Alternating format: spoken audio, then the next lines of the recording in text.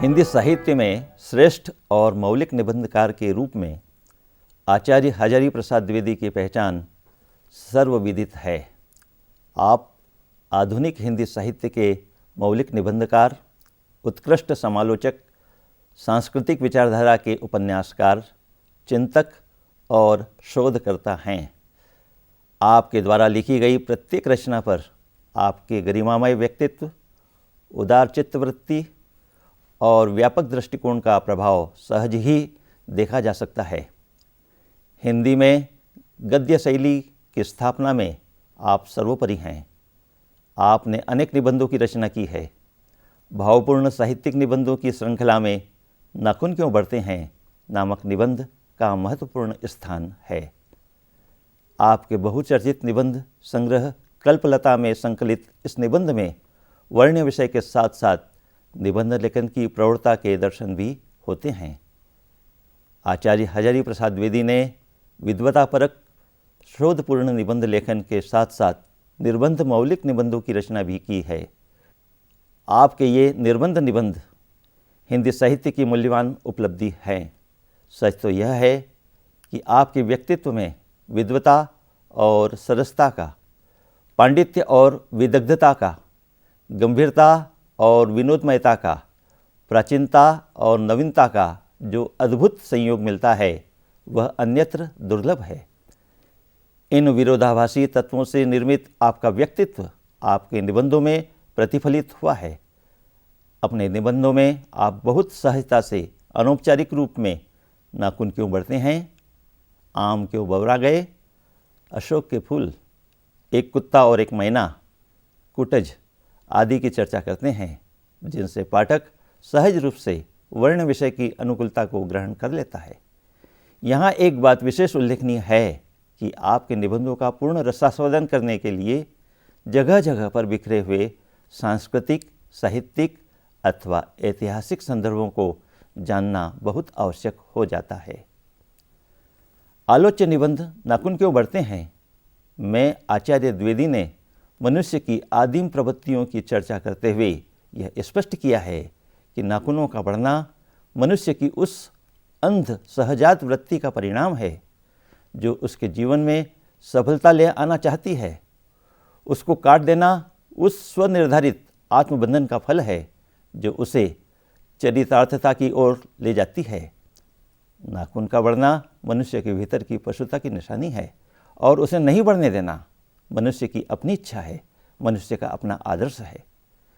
इस निबंध के माध्यम से आचार्य द्विवेदी यह कहना चाहते हैं कि अपने विस्तृत जीवन में अस्त्र शस्त्रों का बढ़ना देना मनुष्य के अंदर पलने वाली बर्बर पशुवृत्ति की पहचान है और अस्त्र शस्त्रों की बाढ़ को रोक देना मनुष्यत्व का अनुरोध तथा मानवता की आवश्यकता है।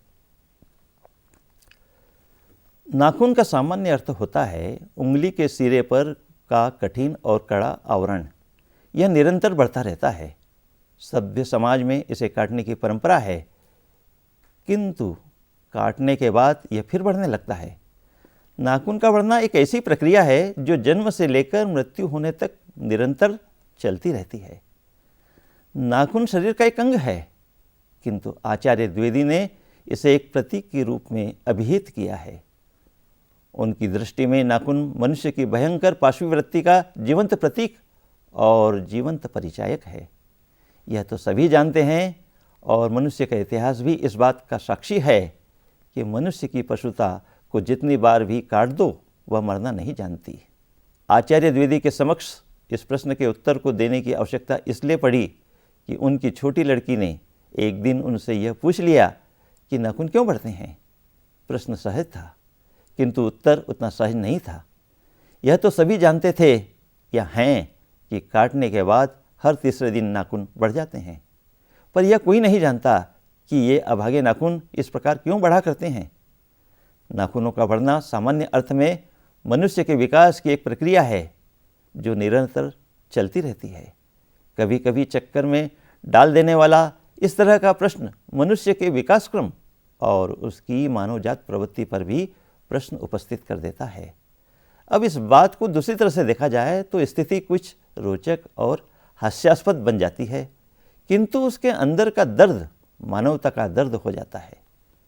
बच्चे यदि कुछ दिनों तक नाखूनों को बढ़ने देते हैं तो उन्हें डांट पड़ती है।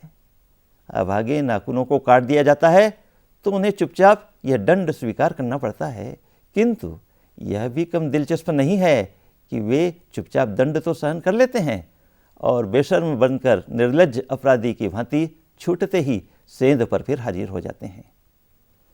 बात कुछ लाख वर्षों पहले की है, जब मनुष्य वनमानुष जैसा जंगली था। उस समय उसे अपने जीवन की रक्षा के लिए नाखून की ज़रूरत थी। एक प्रकार से ये नाखून ही उसके अस्त्र थे। हालांकि उसके पास दांत भी थे, वे भी उसके अस्त्र थे, किंतु उनका स्थान नाखून के बाद में था। अपने प्रतिद्वंदियों को पराजित करने के लिए, उनसे संघर्ष करने के लिए उनके पास उनके बड़े बड़े नाखूनों का होना बहुत आवश्यक था। सभ्यता के विकास के बाद उस आदिम मनुष्य ने नाखूनों का उपयोग करना छोड़ दिया और उसके स्थान पर कभी पत्थर के ढेले, कभी पेड़ की डालें और बहुत बाद में हड्डियों से बने हथियारों का प्रयोग करने लगा। बाद में धातु के हथियार भी बनने लगे। मनुष्य ही वह प्राणी था जिसके पास लोहे के अस्त्र और शस्त्र थे। धीरे धीरे मनुष्य ने पलीते वाली बंदूकें, कारतूस, तोप, बम और बम वर्षक वायुयान बनाए। नाखून धारण करने वाला मनुष्य अब अपने नाखूनों के बदले अणु और परमाणु बमों से भी आगे बढ़ गया है। वह अर्थात मनुष्य आगे और आगे बढ़ता जा रहा है, पर उसके नाखून अब भी उसी तरह बढ़ रहे हैं जैसे उसकी प्रारंभिक आदिम अवस्था में बढ़ा करते थे। प्रकृति है कि उसे यह भूलने नहीं देती कि हे मनुष्य, तुम वही लाख वर्ष पहले के नखदंतावलंबी जीव हो, पशु के साथ एक ही सतह पर विचरने वाले और चरने वाले प्राणी। आचार्य द्विवेदी अपने इस निबंध में यह कल्पना करते हैं कि आज जब बच्चे अपने नाखून नहीं काटते हैं तो मनुष्य उन्हें डांटता है, पर ऐसा भी तो कुछ थोड़े लाख वर्ष पूर्व यह हुआ होगा कि जब किसी बच्चे ने अपने नाखून काटे होंगे तो उसे नाखून काटने के लिए डांट पड़ी होगी। सभ्यता के विकास के साथ साथ मनुष्य के सोच और उसकी आवश्यकताओं में परिवर्तन हो गया। प्रवृत्ति या सोच में बदलाव आ सकता है, किंतु प्रकृति में यह बदलाव नहीं आया है। यही कारण है कि वह अब भी नाखून बढ़ाए जा रही है और मनुष्य है कि अब भी उसे काटे जा रहा है। नाखून शायद यह नहीं जानते कि मनुष्य को अब उसकी आवश्यकता नहीं रहे, क्योंकि उसे अब भी उससे बहुत अधिक शक्तिशाली अस्त्र मिल चुके हैं। पर यह कोई कारण नहीं है। सच तो यह है कि मनुष्य नाखून जैसा कोई ऐसा प्रमाण अपने पास रहने नहीं देना चाहता जो उसके भीतर उसे उस बर्बर युग की याद दिलाता हो। पर यह भी तो सच नहीं है कि बेचारे नाखूनों को ही क्यों दोष दिया जाए। जिस बर्बर युग को वह बुला देना चाहता है केवल नाखूनों को काट कर, पर नाखूनों को काट देने पर भी क्या उसकी बर्बरता कम हुई है? सच्चाई तो यह है कि आज का मनुष्य पहले से कहीं अधिक बर्बर हो गया है। क्या मनुष्य के इतिहास में इस बात का कोई प्रमाण है कि हिरोशिमा से पहले कभी इतना बड़ा हत्याकांड हुआ होगा? यह तो मनुष्य की बर्बरता का नवीनतम रूप है। ये नाखून मनुष्य की पाशविक प्रवृत्ति के जीवंत प्रतीक हैं। जिस प्रकार नाखूनों को जितनी बार काटा जाता है उतनी बार वे बढ़ते हैं, उसी तरह मनुष्य के अंदर और बाहर जितना भी पशुवत व्यवहार है वह बार बार नष्ट कर देने या दमित कर देने के पश्चात भी बढ़ता रहता है। मनुष्य मर जाता है किंतु उसकी बर्बरता और उसकी पशुता नहीं मरती है, वह मरना नहीं जानती। यह भी कुछ कम विनोद की बात नहीं है कि आज से कुछ हजार साल पहले मनुष्य ने नाखूनों का उपयोग सुकुमार विनोद और विलास के लिए किया था। वात्सायन के कामसूत्र में इस बात के प्रमाण हैं कि पहले का भारतवासी नाखूनों को भिन्न भिन्न आकृतियों में काट कर उन्हें संवारता था। यह आकृतियाँ कभी त्रिकोण, कभी वर्तुलाकार, कभी चंद्राकार होती थी। फिर उन्हें उन पर मोम और महावर से प्रयत्नपूर्वक रगड़ रगड़ कर लाल और चिकना बनाया जाता था। उस समय उत्तर भारत के लोग बड़े नाखूनों को पसंद करते थे, जबकि दक्षिण भारत के लोग छोटे छोटे नाखूनों को। रुचि का यह अंतर देश और काल की परिस्थितियों पर निर्भर रहता था। इस बात से कोई कैसे असहमत होगा कि सारी अधोगामिनी अर्थात नीचे की ओर ले जाने वाली या नीचे की ओर खींचने वाली वस्तुओं को भारतवर्ष में मनुष्यों के लिए उचित अर्थात औचित्यपूर्ण बनाया। कुछ प्राणी विज्ञानी यह मानते हैं कि मनुष्य के चित्त के समान ही मनुष्य के शरीर में भी कुछ निरंतर अभ्यास के कारण उत्पन्न होने वाली सहज वृत्तियां आज भी विद्यमान हैं। इसका एक कारण यह भी है कि लंबे समय तक मानव शरीर को इनकी आवश्यकताएं रही है। इसलिए मनुष्य के शरीर ने अपने में एक ऐसा गुण पैदा कर लिया कि ये वृत्तियां अनायास ही शरीर की अनजानी स्थिति में भी अपने आप काम करने लगी, जैसे नाखून का बढ़ना, बालों का बढ़ना, दांत का दोबारा उठना, पलकों का गिरना आदि। ये सहजात अर्थात सहोदर वृत्तियाँ क्या हैं? ये अनजान की स्मृतियाँ ही सहजात वृत्तियाँ हैं। अपनी वास्तविक प्रवृत्ति को पहचानने के लिए मनुष्य को अपने शरीर, मन और बोलने की अनायास घटने वाली प्रवृत्तियों के विषय में विचार करना चाहिए। परंतु इस बात का दुखद पक्ष यह है कि इस संबंध में कोई कुछ भी नहीं सोचता। उसे तो यह भी पता नहीं कि उसके शरीर में नाखूनों को बढ़ा लेने की जो सहजात वृत्ति है वह उसके अंदर समान रूप से विद्यमान रहने वाले पशुत्व का प्रमाण है। नाखून बढ़ते हैं, यह पशुता की निशानी है, और उन नाखूनों को काटने की जो प्रवृत्ति है वह उसकी मनुष्यता की निशानी है। मनुष्य ने पशुत्व को तो छोड़ दिया है, किंतु पशुत्व के चिन्ह नाखूनों के रूप में अभी भी उसके अंदर हैं। उसे यदि आगे बढ़ना है तो पशुत्व अर्थात पार्श्विक वृत्तियों को छोड़कर कोई और रास्ता खोजना पड़ेगा।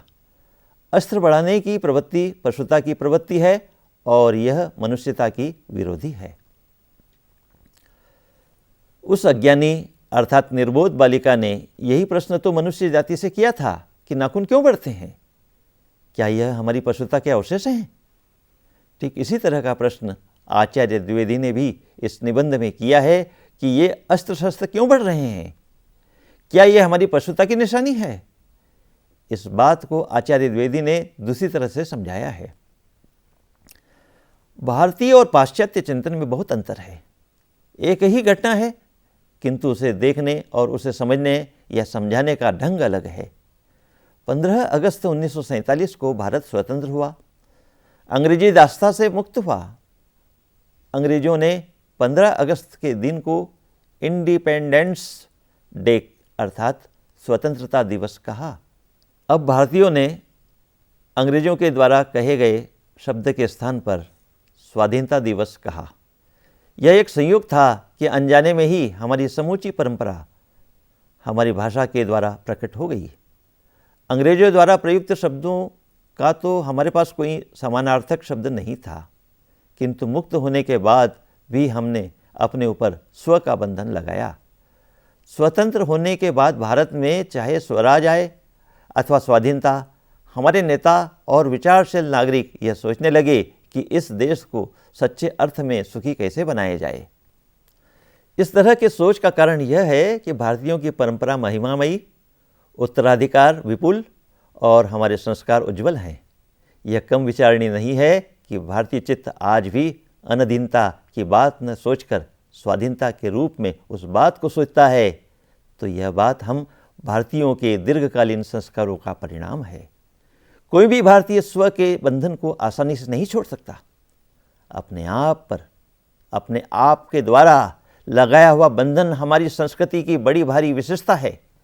इस प्रसंग में आचार्य द्विवेदी ने यह बात भी स्पष्ट की है कि जो कुछ हमारा पुराना है या जो कुछ भी हमारा विशेष है उससे ही हम चिपटे रहें। वे कहते हैं कि सब समय पुराने का मोह आवश्यक नहीं है। हमें कालिदास की इस बात को मान लेना चाहिए कि सब पुराने अच्छे नहीं होते और सब नए खराब नहीं होते। भले लोग वे ही होते हैं जो दोनों की जांच कर लेते हैं और जो उनके हित में होता है उसे स्वीकार कर लेते हैं। भारतवर्ष का अतीत यह बतलाता है कि इस भूमि पर अनेक जातियां आईं, आपस में लड़ती झगड़ती रहीं और बाद में यहीं पर रहने लगी। उनकी सभ्यताएं भी अलग थी, धर्म भी अलग थे और रीति रिवाज भी अलग थे, किंतु इस सब के बीच में भी इन जातियों ने एक ही बात पर, एक धर्म पर बहुत ही सहजता से अपनी सहमति बनाई। उनका वह अपना धर्म था, अपने ही बंधनों से अपने को बांधना। मनुष्य और पशु में बहुत कुछ समानता है और वह समानता यह है कि आहार और निद्रा में दोनों समान हैं, किंतु इसके अनंतर पशु और मनुष्य में एक बहुत बड़ा अंतर है। वह यह है कि मनुष्य में संयम है, वह दूसरों के सुख दुख से प्रभावित होता है, उसमें श्रद्धा, तप और त्याग का भाव विद्यमान है। मनुष्य स्वयं अपने द्वारा निर्मित बंधनों में बंधता है। ये सारी बातें पशु में नहीं होती। मनुष्य मूलतः अविवेकी बनकर किसी से वैमनस्य नहीं पालता। वह सदैव मन, वचन और शरीर में सत्य के आचरण को मान्यता देता है और गलत आचरण का विरोध करता है। यहाँ पर यह बात विशेष महत्व रखती है कि मनुष्य का आदर्श किसी वर्ग, जाति या वर्ण या समुदाय का नहीं है, बल्कि यह वह धर्म है जो मनुष्य मात्र का धर्म है। मनुष्य के इन गुणों के साथ साथ एक और गुण जो मनुष्य में है और पशुओं में नहीं है, वह यह है कि मनुष्य सबके सुख दुख को सहानुभूति से अनुभव करता है। मनुष्य का यह स्वयं के द्वारा निर्मित किया हुआ बंधन ही उसे पशु से भिन्न और मनुष्य बनाता है। यदि किसी व्यक्ति में हिंसा, सत्य और क्रोध न करने का संयमित भाव जागता है, तो उसका स्रोत भी यही है। अज्ञान और मनुष्य के बुद्धि के बीच का द्वंद्व मनुष्य को सदैव पराजित करता है और मनुष्य है कि बार बार पराजित होने पर भी संघर्ष करने का भाव अपने मन से नहीं निकाल पाता है।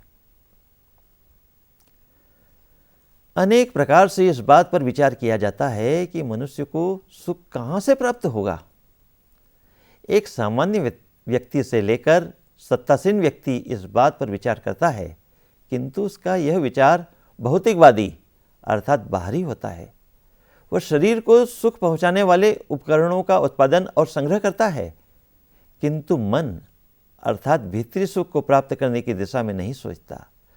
सारी दुनिया बाहर की ओर देखती है, जबकि होना यह चाहिए कि अंदर की ओर देखकर अपने मन के अंदर बसी हुई हिंसा, झूठ, क्रोध और वैमनस्य को हटाएं। अपने लिए नहीं, दूसरों के सुख के लिए कष्ट सहन करें। आराम की बात न सोचते हुए प्रेम पूर्ण व्यवहार की बात सोचें। कुछ ऐसे काम करने की बात सोचें जिससे मन को संतोष मिले। यह भी इसलिए कि हमारे मन के अंदर स्थित रहने वाला प्रेम का भाव ही सबसे बड़ा है। मनुष्य को उच्छृंखल नहीं होना चाहिए, क्योंकि उच्छृंखलता पशुता की निशानी है और अपने स्वयं के बंधन में बंधकर अच्छे कार्य करना मनुष्य की पहचान है। पर आज की इस भाग दौड़ में आदमी में उसके नाखून बढ़ने अर्थात पशु प्रवृत्ति की अधिकता ही देखने में आ रही है, जो नहीं आनी चाहिए। विज्ञान कहता है कि जब शरीर का कोई अंग बहुत दिनों तक उपयोग में नहीं आता है, तो वह अस्तित्वहीन होकर स्वयं ही शरीर से बाहर हो जाता है। जैसे मनुष्य की पूंछ थी, किंतु लंबे समय तक उस उपयोग में नहीं आने के कारण धीरे धीरे वह शरीर से गायब हो गई। इसी तरह जब नाखून भी उपयोग में नहीं आएंगे, तो उनका बढ़ना भी समाप्त हो जाएगा और नाखून के न रहने पर मनुष्य के स्वभाव से पशुओं के गुण भी समाप्त हो जाएंगे और इस तरह यह संसार अनावश्यक विध्वंस, हिंसा और प्रतिहिंसा से मुक्त हो जाएगा। नाखून के संबंध में इतनी सारी बातें इसलिए कही जा रही हैं कि नाखूनों का बढ़ना मनुष्य के भीतर पलने वाली पार्श्विक बर्बरता की पहचान है और मनुष्य के द्वारा नाखूनों को न बढ़ने देना उसकी उस इच्छा शक्ति और आदर्श की पहचान है जो उसके अपने स्वयं का बंधन का प्रतिफल है। विश्व में फैल रही हिंसा, प्रतिहिंसा और वैमनस्य की भावना को देखते हुए अब आवश्यकता इस बात की है कि हर मनुष्य अपने को संयत रखे, दूसरों की भावनाओं का आदर करे। सच में यही मनुष्य और उसके स्वधर्म का पावन धर्म और कर्तव्य है। यहाँ पर एक बात स्पष्ट करना बहुत आवश्यक है, और वह यह है कि मनुष्य की महिमा किसमें है? मारण अस्त्रों के संग्रह में या बाह्य उपकरणों की अधिकता से किसी वस्तु को पा लेने में? इन सब से अलग मनुष्य के चरित्र की सार्थकता केवल उसके द्वारा निष्काम भाव से किए जाने वाले कर्म, प्रेम, मित्रता और त्याग में है। सच तो यह है कि मनुष्यों में नाखूनों का बढ़ना उसकी उस अंध सहजात वृत्ति का परिणाम है जो जीवन में तथाकथित सफलता को प्राप्त कर लेना चाहती है, किंतु जब बलपूर्वक अथवा कपट द्वारा सफलता प्राप्त करने की भावना से मुक्त होना, उसे काट देना मनुष्य के द्वारा स्वयं निर्धारित किए हुए आत्मबंधन का परिणाम है। यही वह भाव अथवा फल अथवा उपलब्धि है जो उसके चरित्र को व्यापक अर्थवत्ता प्रदान करती है। आचार्य द्विवेदी कहते हैं कि यदि नाखूनों का काम बढ़ना है तो वे बेशक बढ़ें, किंतु जिन मनुष्यों को उन्हें बढ़ने नहीं देना है वे उन्हें बढ़ने नहीं देंगे। अर्थात कुछ ऐसे व्यक्ति भी हैं जो अपने अंदर किसी भी प्रकार की पाश्विक बर्बरता को आने नहीं देंगे। आचार्य हजारी प्रसाद द्विवेदी हिंदी साहित्य के एक बहुत सशक्त एवं समर्पित साहित्यकार हैं। उन्होंने साहित्य के विविध पक्षों पर अधिकारपूर्वक लेखन किया है। गद्य लेखन के क्षेत्र में उनका प्रदेय अप्रतिम, प्रेरणास्पद एवं प्रासंगिक है। आपके द्वारा लिखे गए भावपूर्ण मौलिक निबंध हिंदी, भारतीय एवं विश्व साहित्य की अनुपम उपलब्धि हैं। इन निबंधों में आपने विचारात्मकता के साथ साथ गवेषणात्मक दृष्टि को भी सामने रखा है। फलस्वरूप ये निबंध विषय वस्तु के संदर्भ में इतने प्रामाणिक, अर्थपूर्ण एवं प्रासंगिक बन गए हैं जिसकी कल्पना सामान्य रूप से अन्य कोई साहित्यकार कर ही नहीं सकता। एक तरह से नाखून क्यों बढ़ते हैं जैसे लिखे गए निबंध भौतिकता और मिथ्या चकाचौंध में भटके हुए मनुष्य को आत्मचिंतन करने के लिए विवश करते हैं। सभी जानते हैं कि भौतिक सभ्यता के विकास के साथ साथ मानव मूल्यों का विघटन हुआ है। जीवन के मूल्य अर्थहीन होते जा रहे हैं। व्यक्ति व्यक्ति के बीच के संबंध सतही और स्वार्थपूर्ण परिधि में बंध रहे हैं। ऐसे समय में संदेह होता है कि इस तरह का व्यक्ति मनुष्य है अथवा पशु। पशु का गुण यदि मनुष्य में आ जाए तो क्या कहा जाएगा? इस निबंध में नाखून तो एक प्रतीक है और उस प्रतीक के माध्यम से ही आचार्य द्विवेदी ने अपने मन के दर्द को सामने रख दिया है। भाषा, शैली और भाव संप्रेषण की दृष्टि से यह निबंध अपने आप में विशिष्ट और अविस्मरणीय है।